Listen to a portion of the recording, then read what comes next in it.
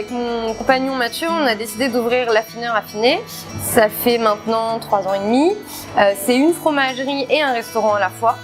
Donc du coup, on voulait créer un lieu où les gens savent ce qu'ils mangent déjà. Ils savent que les fromages qu'ils mangent viennent d'ici, donc que c'est des bons fromages de producteurs. Et ils peuvent venir une fois de temps en temps, on déculpabilise, on vient manger que du fromage et on se fait plaisir. Et il y avait aussi le côté aussi pour les étrangers ou pour les personnes qui connaissent pas bien le fromage, même pour les Français, de pouvoir venir au restaurant, déguster une assiette de 5, 10 ou 15 fromages, et comme ça de savoir les fromages un petit peu qu'on aime après et de pouvoir les acheter en repartant. Du coup, nous, chez nous, on vend des fromages et aussi des petits produits qui vont aller bien avec, comme par exemple des confitures. On fait souvent des petits accords, par exemple un ossoliera avec une confiture de griotte, mais aussi des pâtes de fruits, des pâtes de coin par exemple, qui peuvent aller très bien avec les bleus. Et bien sûr, on vend du vin, évidemment.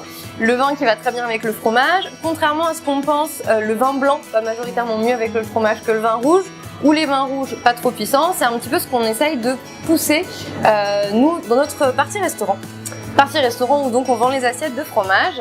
Et quand on constitue une assiette de fromage, par exemple sur une assiette de 10 fromages, on va essayer de respecter déjà les proportions des fromages en France. C'est-à-dire que nous, on a une majorité de fromages de vache en France, et après les fromages de chèvre et de brebis qui sont en moindre quantité par rapport aux fromages de vache.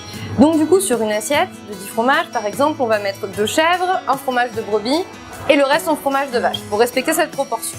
Donc voilà, donc en gros le but c'est de mettre des fromages fermiers allant du plus doux au plus fort pour habituer le palais, pour qu'il évolue au cours de la dégustation, et surtout parce que si vous commencez par le fromage le plus fort, vous n'allez jamais sentir le fromage le plus doux. Et sur nos assiettes de fromage, on met aussi effectivement des petits accords de pâtes de fruits, de confiture et 3 variétés de pain, parce que le pain c'est aussi très important dans la dégustation du fromage forcément, pour aller avec. Voilà un petit peu comment on crée notre assiette de fromage, notre petit parcours de dégustation pour satisfaire nos clients.